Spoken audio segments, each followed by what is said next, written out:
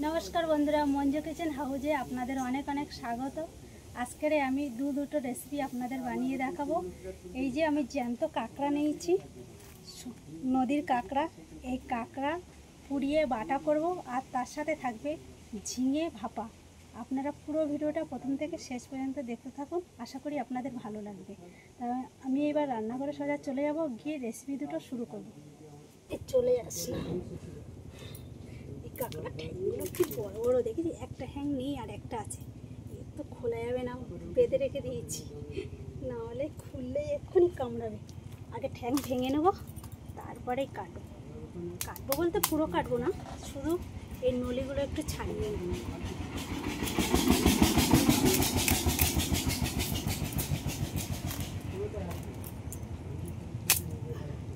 এইভাবে করে নেবো, তাহলে পুরাতে সুবিধা হবে।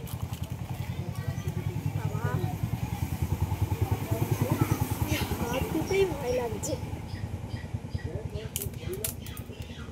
আর বন্ধুরা, এই কাঁকড়াগুলো তো সব ছাড়িয়ে নিয়েছি, আর এই কাঁকড়া পুড়িয়ে বাটা করলে খেতে কিন্তু দুর্দান্ত লাগে। আপনারা একবার আমি যেভাবে বানাচ্ছি দেখুন, এইভাবে বাড়িতে করে খেয়ে দেখবেন, খেতে যা দারুণ লাগে না। ঝিঙে ভাপার জন্য এবার আমি ঝিঙেগুলো কেটে নেব। আর এই ঝিঙেগুলো একদম কচি ঝিঙে, গাছ থেকে পেড়ে নিয়ে আসা হয়েছে। পরশুদিনকে পেরে এনে ঘরে রেখে দেওয়া হয়েছিল। আর এই টাটকা ঝিঙে সব থেকেই ভালো লাগে খেতে।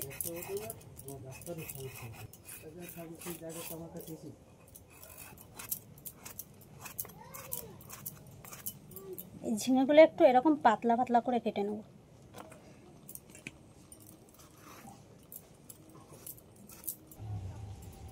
উনুনটা জ্বলে আছে, কড়াই বসিয়ে দিলাম। খালি কড়াইতে কাজু বাদামগুলো একটু হালকা করে ভেজে নেব।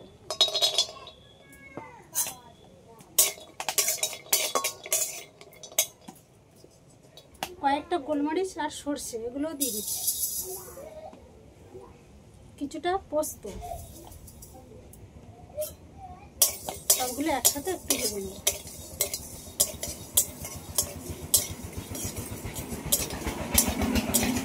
বেশি ভাজলে হবে না, একটু হালকা করে ভাজতে হবে।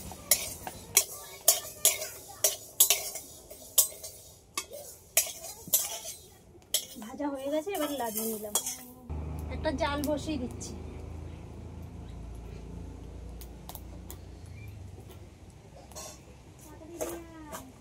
এবার কাঁকড়াগুলো সব পোড়াতে দেবো।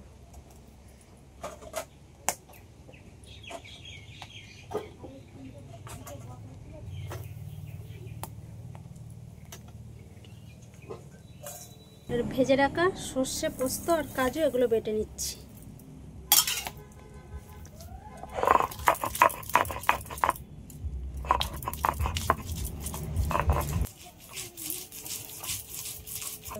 কেটে রাখা ঝিঙের মধ্যে এবার মশলাটা মাখিয়ে নেব। স্বাদ মতো লবণটা দিয়ে দিচ্ছি একবারে, হালকা করে একটু হলুদের গুঁড়ো, বেশি দেবো না। এবার বেটে রাখা মশলা,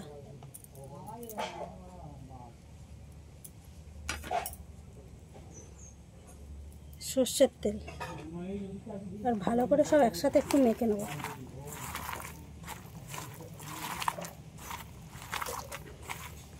একটু হাত দিয়ে একটু চটকে চটকে মাখতে হবে, ঝিঙেটা একটু নরম যাতে হয়ে যায়। অল্প করে একটু জাল দেওয়া দুধ নিয়েছি, এই পুরোটা দেবো না, যতটা লাগবে ততটাই দিয়ে দেবো, অল্প করে দিয়ে দিলাম।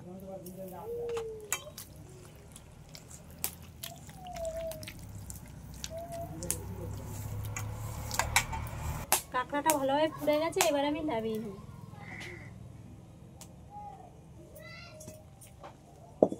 এই ঝিঙে মাখিয়ে রাখা এটা টিফিন কারির মধ্যে দিয়ে দিচ্ছি।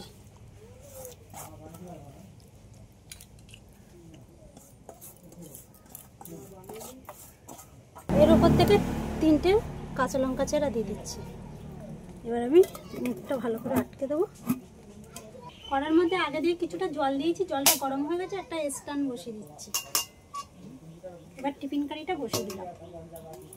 এবার 20 মিনিট মতো এভাবে ভাপে আমি ঝিঙেটা রান্না করে নেব। এবার কাঁকড়াগুলো ভালো করে ছাড়িয়ে একটু পরিষ্কার করে নেব। কত কি সুন্দরভাবে পুড়ে গেছে, ছাড়ানোর সাথে সাথে খোলাটা উঠে গেল।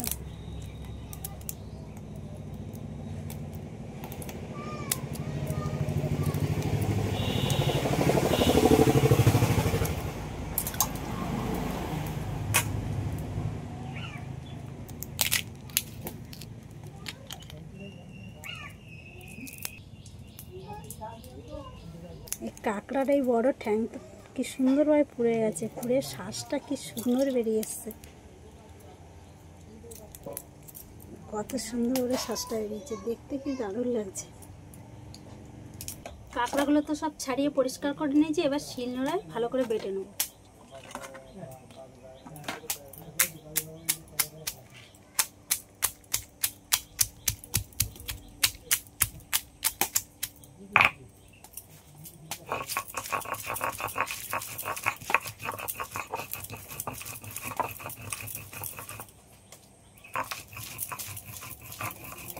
আর এটা কিন্তু ভালো করে বাটতে হবে, এই খোলাটা যেন না মুখে না লাগে।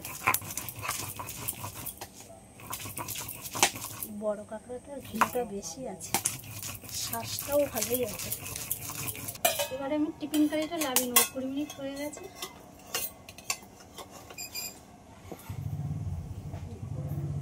টিফিন কারির ঢাকনাটা খুলে দেখবো ঝিঙে ভাপাটা কেমন হয়েছে। কত সুন্দর হয়েছে, দেখতে কি দারুণ লাগছে। কড়াইতে দিয়ে দিচ্ছি সর্ষের তেল, অল্প করেই দিলাম।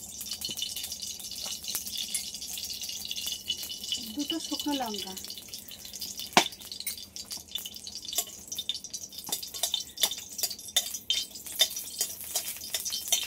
লঙ্কাটা একটু ভেজে নেব।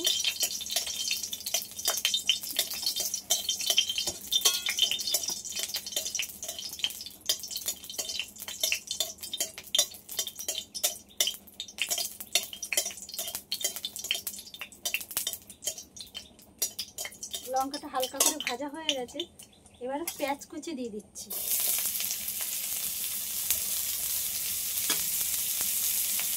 চার 5টা রসুন,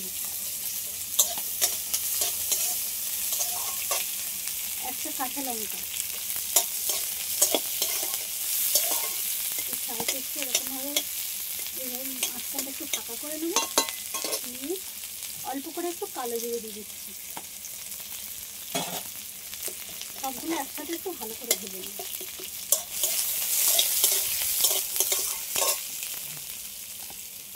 হালকা করে একটু হলুদের গুঁড়ো,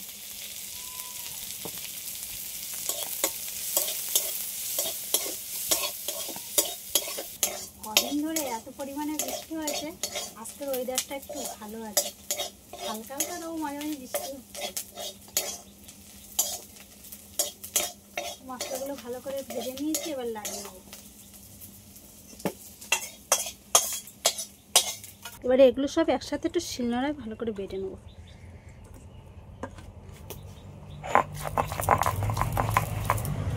আর এই বাটার সময় কিন্তু একটু জল দিলে এখানে হবে না, জল ছাড়াই বাটতে হবে। আর বন্ধুরা, আমি এখানে 2 রকম লঙ্কা ব্যবহার করেছি, কাঁচা লঙ্কা, শুকনো লঙ্কা। আপনারা চাইলে যে কোনো একটা লঙ্কা দিতে পারেন। তো এবার আমি এই কাঁকড়া বাটার মধ্যে এই মশলাটা দিয়ে দিচ্ছি। এবার স্বাদ মতো লবণটা দিয়ে দিচ্ছি।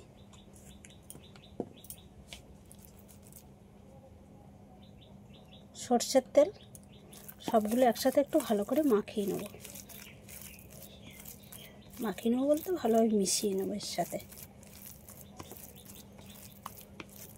বন্ধুরা, 2টো রেসিপি তো রান্না কমপ্লিট হয়ে গেল। আপনাদের যদি এই ভিডিওটা ভালো লেগে থাকে, লাইক, কমেন্ট, শেয়ার করবে আর বন্ধু হয়ে পাশে থাকবেন।